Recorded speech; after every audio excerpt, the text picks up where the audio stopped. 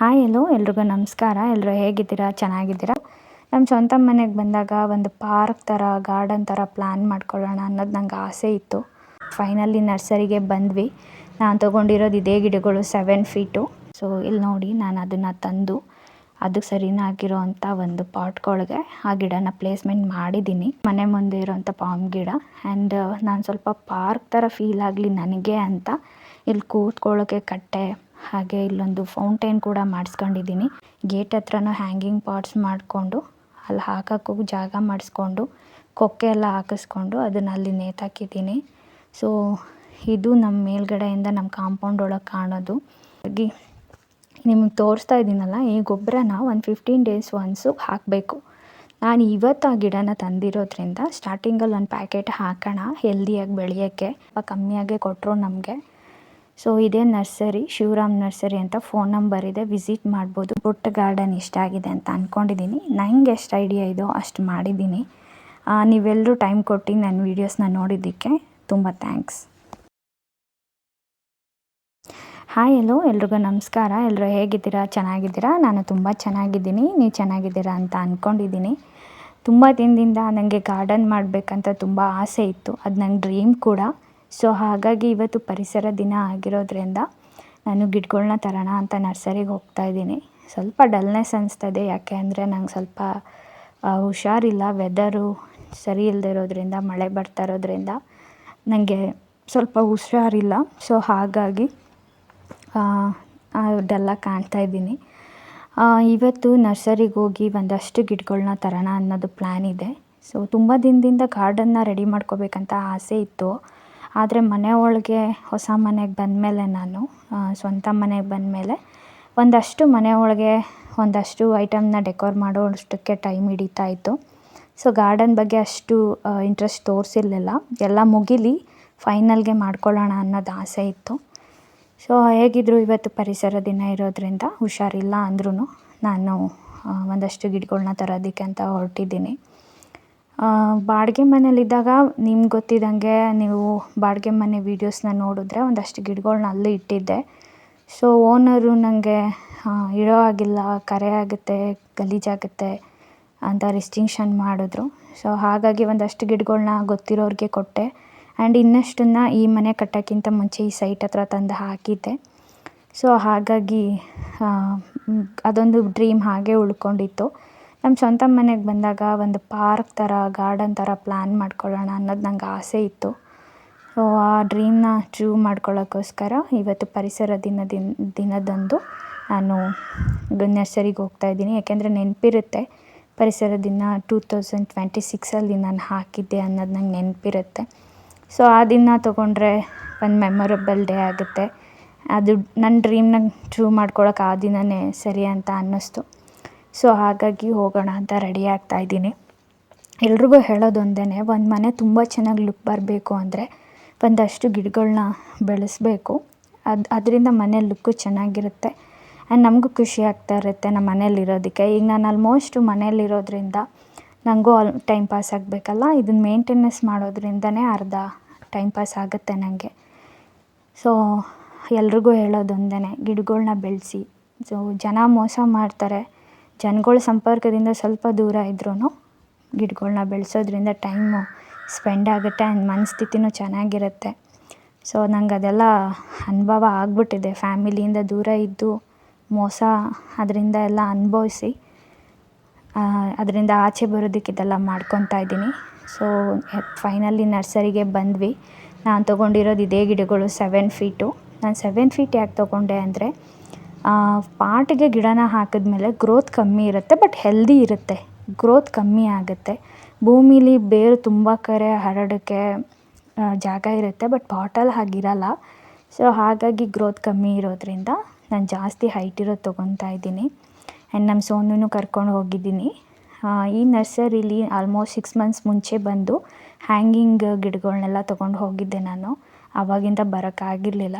So ಈ ಸಲ ತೊಗೊಳ್ಳೋಣ ಅಂತ ನಾವು ಬಂದಿರೋದು. ಈ ದೊಡ್ಡ ದೊಡ್ಡ ಪಾಟ್ಗಳ್ನೂ ಕೂಡ ಅದಕ್ಕೆ ಸರಿಯಾಗಿರೋ ಅಂಥ ಸೈಜ್ನ ತೊಗೊಂಡಿದ್ದೀನಿ. ಸೊ ಈ ನರ್ಸರಿಲಿ ಪ್ರತಿಯೊಂದು ಗಿಡನೂ ಸಿಗುತ್ತೆ. ಆ್ಯಂಡ್ ಬೇರೆ ಗಿಡಗಳು ಬೇರೆ ನರ್ಸರಿಗಿಂತ ಇಲ್ಲಿ ಒಂದು ಸ್ವಲ್ಪ ಪ್ರೈಸು ಕೂಡ ಕಮ್ಮಿ ಇದೆ.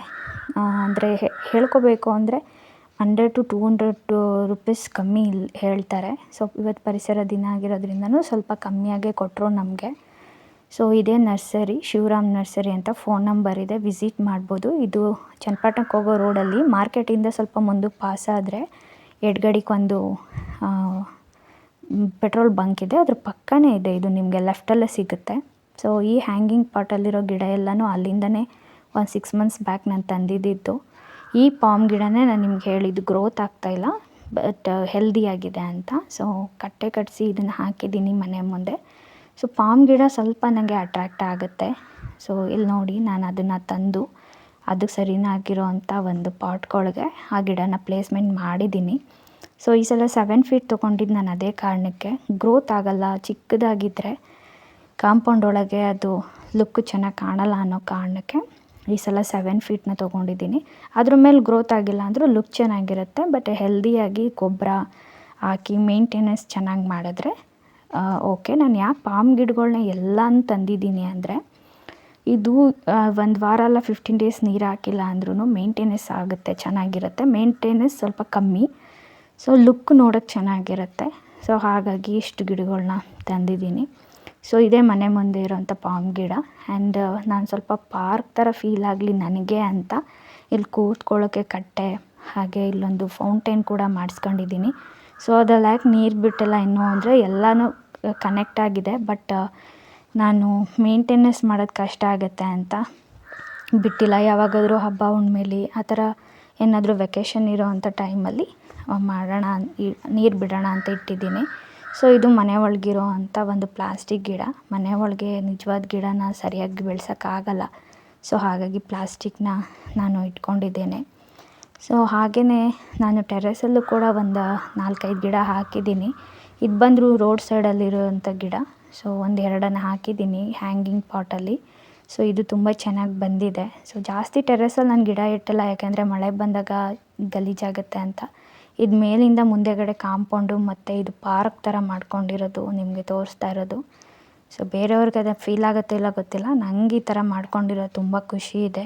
ಸೊ ಕಾಂಪೌಂಡ್ ಒಳಗೂ ಇಟ್ಟಿದ್ದೀನಿ, ಗೇಟ್ ಹತ್ರನೂ ಹ್ಯಾಂಗಿಂಗ್ ಪಾಟ್ಸ್ ಮಾಡಿಕೊಂಡು ಅಲ್ಲಿ ಹಾಕೋಕ್ಕೂ ಜಾಗ ಮಾಡಿಸ್ಕೊಂಡು ಕೊಕ್ಕೆ ಎಲ್ಲ ಹಾಕಿಸ್ಕೊಂಡು ಅದನ್ನು ಅಲ್ಲಿ ನೇತಾಕಿದ್ದೀನಿ.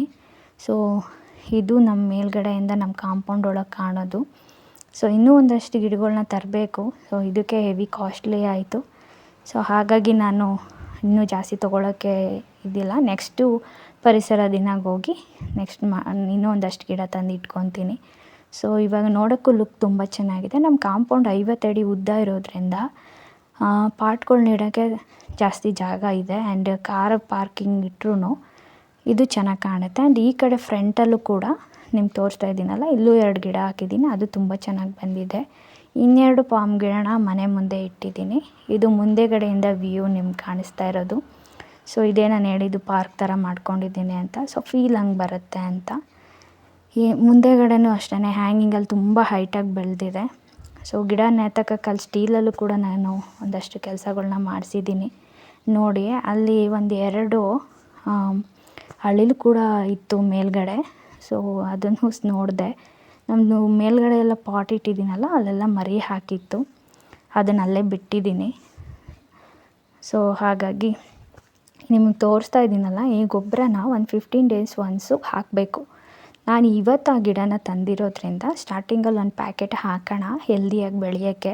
ಆ್ಯಂಡ್ ನಮ್ಮ ಕಾಂಪೌಂಡಲ್ಲಿ ಸೂರ್ಯನ ಕಿರಣ ಆಗಿರ್ಬೋದು, ಮಳೆ ನೀರಾಗಿರ್ಬೋದು, ಗಿಡಗಳು ಡೈರೆಕ್ಟಾಗಿ ಬೀಳೋದ್ರಿಂದ ಅದು ನ್ಯಾಚುರಲಾಗಿ ಸನ್ಲೈಟು ಮತ್ತು ಮಳೆ ನೀರಿದ್ರೆ ಪೋಷಣೆ ಚೆನ್ನಾಗಾಗುತ್ತೆ. ಸೊ ಹಾಗಾಗಿ ಒಂದಷ್ಟು ನಾನು ಗೊಬ್ಬರನ ತಂದಿದ್ದೆ ನ್ಯಾಚುರಲಾಗಿ. ಅವರೇ ಅಲ್ಲೇ ಮಾಡ್ತಾರೆ. ಒಂದು ಪ್ಯಾಕೆಟ್ ಬಂದು 105 rupees ಏನೋ ಇದೆ. 1-2 ಪ್ಯಾಕೆಟ್ ತಂದಿದ್ದೀನಿ. ಆಗಾಗ ವಿಸಿಟ್ ಮಾಡಿದಾಗ 1-2 ಪ್ಯಾಕೆಟ್ ತಂದು ಹಾಕಿದ್ರೆ ಹೆಲ್ದಿಯಾಗಿರುತ್ತೆ ಗಿಡ, ಹಣ್ಣು ಒಣಗಲ್ಲ. ಈ ಗಿಡಗಳ್ಗೆ ಏನು ಅಂದರೆ ಜಾಸ್ತಿ ನೀರು ಹಾಕಬಾರ್ದು. ಜಾಸ್ತಿ ನೀರು ಹಾಕಿದ್ರೆ ಗ್ರೋತು ಆಗೋಲ್ಲ ಆ್ಯಂಡ್ ಹೆಲ್ದಿಯಾಗೂ ಇರೋಲ್ಲ. ಎಲೆ ಅರ್ಶಿನ ಕಲರ್ ತಿರ್ಗೋಕ್ಕೆ ಯೆಲ್ಲೋಯಿಶ್ ಆಗಿಬಿಟ್ಟಿರುತ್ತೆ. ಸೊ ಹಾಗಾಗಿ ಒಂದು 15 days 1 week ಒಂದ್ಸಲ ಒಂದು ಸ್ವಲ್ಪ ನೀರು ಹಾಕಿದ್ರೂ ಮೇಂಟೆನೆನ್ಸ್ ಚೆನ್ನಾಗಿರುತ್ತೆ. ಬೇರೆ ಗಿಡಗಳಾದರೆ ಬೇರೆ ಥರ ಮೇಂಟೆನೆನ್ಸ್ ಮಾಡಬೇಕು. ಸೊ ಇದಕ್ಕೆ ಗೊಬ್ಬರ ನೀರು ಅಷ್ಟರಲ್ಲೇ ಬೆಳೆಯುತ್ತೆ. ಸೊ ನೀವೇನು ಮನೇಲಿ ಒಂದಷ್ಟು ಆ್ಯಪಲ್ ಸಿಪ್ಪೆ ಅಥವಾ ಕಿತ್ತಳೆ ಹಣ್ಣಿನ ಸಿಪ್ಪೆ, ಹಣ್ಣುಗಳ್ದು ಸಿಪ್ಪೆ ಏನಿದೆ ಅದನ್ನು ನೀವು ಡೈರೆಕ್ಟಾಗಿ ಹಾಕಿದ್ರೆ ಅದು ಗೊಬ್ಬರ ಆಗಿ ಚೆನ್ನಾಗಿರುತ್ತೆ. ನಾನು ಹಾಗೆ ಮಾಡೋದು. ಎಲ್ಲ ಹಣ್ಣಿನ ಸಿಪ್ಪೆ ಕೂಡ ಆ್ಯಂಡ್ ತರಕಾರಿ ಸಿಪ್ಪೆ ಎಲ್ಲ ಒಂದು ಬಕೆಟಿಗೆ ಹಾಕಿ ಅದು ಕೊಳ್ತ ಮೇಲೆ ಗೊಬ್ಬರ ಆದಮೇಲೆ ಅದನ್ನು ಗಿಡಗಳ್ಗೆ ಹಾಕ್ತೀನಿ. ಹಾಗಾಗಿ ಚೆನ್ನಾಗಿ ಬರುತ್ತೆ. ಸೊ ಬಿಸಾಕೋದ್ಕಿಂತ ಕಸಕ್ಕೆ ಹಾಕೋದ್ಕಿಂತ ಗಿಡಗಳು ಬೆಳೆಯೋದಕ್ಕೆ ತುಂಬ ಹೆಲ್ಪ್ ಆಗುತ್ತೆ. ಸೊ ನಾನೀಗ ಹಾಕ್ತಾ ಇರೋದೂ ಅಲ್ಲೇ ಸಿಗೋವಂಥ ನ್ಯಾಚುರಲ್ ಆಗಿರೋ ಹಣ್ಣಿನ ಸಿಪ್ಪೆ ಮತ್ತು ತರಕಾರಿದು ಅದನ್ನೆಲ್ಲ ಹಾಕಿ ಸೊಪ್ಪು ಎಲ್ಲದರಿಂದ ಮಾಡಿರೋವಂಥ ಗೊಬ್ಬರ. ಸೊ ಒಂದು ಪ್ಯಾಕೆಟ್ ಮಾತ್ರ ಒಂದು ಸ್ವಲ್ಪ ಹಾಕ್ತಾಯಿದ್ದೀನಿ. ಗೊಬ್ಬರನೂ ಜಾಸ್ತಿ ಹಾಕೋದ್ರಿಂದ ಗಿಡ ಒಣಗೋ ಚಾನ್ಸಸ್ ಇರುತ್ತೆ. ಒಂದು 15 ಡೇಸ್ ಇಲ್ಲ 1 ಮಂತ್ ಆರ್ 2 ಮಂತ್ಸ್ಗೆ ಒನ್ಸ್ ಆದ್ರೂ ಈ ಗೊಬ್ಬರನ ಹಾಕಬೇಕು. ಸೊ ಒಂದು 2 ಪ್ಯಾಕೆಟ್ಸ್ ತಂದರೆ ಎಲ್ಲ ಗಿಡಕ್ಕೂ ಆಗುತ್ತೆ. ನೋಡೋಣ ಈ ಗಿಡಗಳು ಹೇಗೆ ಬರುತ್ತೆ ಅಂತ. ನಮ್ಮ ಕಾಂಪೌಂಡ್ ಅಂತೂ ತುಂಬ ಚೆನ್ನಾಗಿ ಕಾಣ್ತಾ ಇದೆ. ಸೊ ಎಲ್ಲ ಪ್ರಿನ್ಸಿಪಲ್ಲಾಗಿ ಒಂದೇ ಥರ ಪಾಟ್ ಇಟ್ಟು ಒಂದೇ ಹೈಟಲ್ಲಿ ಇಟ್ಟಿರೋದ್ರಿಂದ ಚೆನ್ನಾಗಿದೆ. ಆ್ಯಂಡ್ ಇದು ಔಟ್ಸೈಡ್ ಇರೋವಂಥ ಒಂದು ಪಾಮ್ ಗಿಡಕ್ಕೆ ಒಂದಷ್ಟು ಸುಮ್ಮನೆ ಹೀಗೆ ಹಾಕ್ತಾಯಿದ್ದೀನಿ ಗೊಬ್ಬರನ. ಸೊ ಇದಿಷ್ಟು ಹಾಕಿದ್ರೇ ತುಂಬ ಹೆಲ್ದಿಯಾಗಿ ಬೆಳೆಯುತ್ತೆ. ನಾನು ಆಲ್ಮೋಸ್ಟ್ ಏನೇನು ಗೊತ್ತು ಅದನ್ನೆಲ್ಲ ನಾನು ಯೂಟ್ಯೂಬಲ್ಲಿ ಚೆಕ್ ಮಾಡಿ ಆ್ಯಂಡ್ ನರ್ಸರಿಗೆ ಹೋದಾಗ ಅವ್ರನ್ನ ಕೇಳಿಕೊಂಡು ನಾನೊಂದಷ್ಟು ಪಾಮ್ ಗಿಡಗಳ್ನ ಇಲ್ಲಿ ಹಾಕ್ತಾಯಿದ್ದೀನಿ. ತುಂಬ ಖುಷಿ ಆಗುತ್ತೆ. ಗಿಡಗಳು ಮನೆಯಲ್ಲೆಲ್ಲ ಇದ್ದರೆ ನೋಡೋಕ್ಕೂ ತುಂಬ ಚೆನ್ನಾಗಿ ಕಾಣುತ್ತೆ. ಆ್ಯಂಡ್ ನಮ್ಮ ಮೂಡೂ ಅಷ್ಟೇ ತುಂಬ ಚೆನ್ನಾಗಿ ಅನಿಸುತ್ತೆ. ಸೊ ಇವೆಲ್ಲ ಏನು ನೋಡ್ತಾ ಇದ್ದೀರಾ ಶೋಗೆ ಇಟ್ಟಿದ್ದೀನಿ ಅಂತ ಕೆಲವ್ರು ಅಂದ್ಕೊತಾರೆ. ಶೋಗೂ ಹೌದು, ನನ್ನ ಮನೆ ಚೆನ್ನಾಗಿ ಕಾಣಲಿ ಅಂತಲೂ ಹೌದು. ಸೊ ನಂಗೆ ಗಿಡಗಳು ಬೆಳೆಸೋದಂದರೆ ತುಂಬ ಇಷ್ಟ. ಸೊ ಹಾಗಾಗಿ ಮನೆ ಮುಂದೆ ಕೂಡ ಈ ತುಳಸಿನ ಹಾಕಿದ್ದೀನಿ ಕಟ್ಟೆ ಕಟ್ಟಿಸಿ. ಸೊ ನಿಮಗೂ ಈ ಗಾರ್ಡನ್ನು ಪುಟ್ಟ ಗಾರ್ಡನ್ ಇಷ್ಟ ಆಗಿದೆ ಅಂತ ಅಂದ್ಕೊಂಡಿದ್ದೀನಿ. ನಂಗೆ ಎಷ್ಟು ಐಡಿಯಾ ಇದೋ ಅಷ್ಟು ಮಾಡಿದ್ದೀನಿ. ನೀವೆಲ್ಲರೂ ಟೈಮ್ ಕೊಟ್ಟು ನನ್ನ ವೀಡಿಯೋಸ್ನ ನೋಡಿದ್ದಕ್ಕೆ ತುಂಬ ಥ್ಯಾಂಕ್ಸ್.